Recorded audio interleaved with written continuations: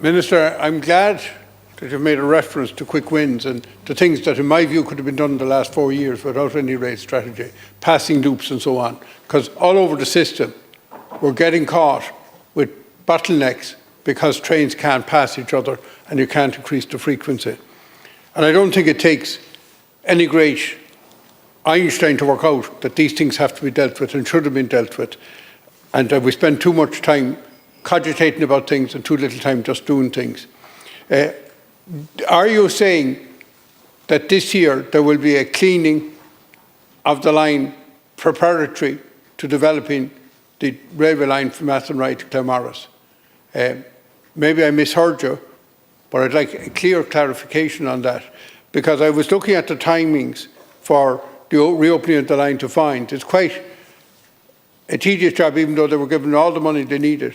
It's quite a slow job, and the early jobs are clearing the lines, doing the assessment, working out what work needs to be done, starting on the reinstatement of bridges. So there's very little expenditure in the first few years. And I do think that there needs an absolute commitment as an early start for the Western Rail Corridor in view of the aim of balanced regional development. Thank you. Thank you. I'll try and answer all. If I could start with Deputy Murko, just on one point, funding, because there is a reality, this government, the next government's going to have to, and the one after is going to have to recognise, we don't have the funding for everything. And we're going to have to make some hard choices. And in my mind, that choice should continue to be the prioritisation of public transport, because the real benefit is this brings us housing development which is sustainable, more economic, more better, and within line of the national planning framework. You have to invest in the public transport to make our housing solutions work. And that means hard choices, but I think it should be the favouring of the rail and bus and active travel options. Deputy Ó Cuív, I very much appreciate and support what you said, is that we should focus initially, if we're looking at the next 10 years now, first 5 years, really focusing on the quick wins, passing loops, we can name them all over the country, where you'd get enhancement of the existing capacity at relatively low cost and relatively quick speed. My understanding, I thought the clearance had already started on the line in Claremorris to Athenry. I'll have to check that.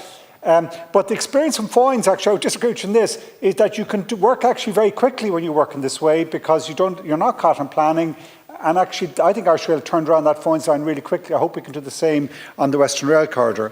In relation to Deputy Harkin, I absolutely accept the need to accelerate or to improve access to the North West. And actually, a lot of that investment on the mainline existing network I mentioned earlier is designed and can and will do that. In relation to Deputy Callan, I have a PQ on that issue of Clongriffin later on, so I might come back to it at that rather than using the time here. But finally, to Deputy Ledden.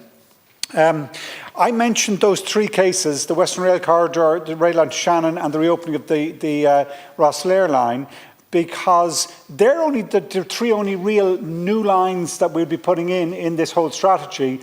And I think it's important that they do come centre stage, because they're key strategic elements in rebalancing of the country. We have an imbalanced transport system.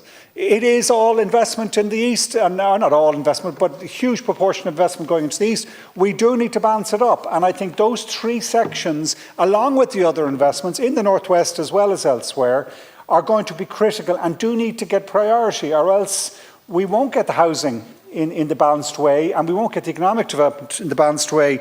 You still need to do business cases. It will still take, even if you're kind of going ahead straight away, it is better to indicate the second part of this decade that those projects start to be built and delivered, because just in truth, the reality we all know is it takes time to get through our project appraisal system and our planning system.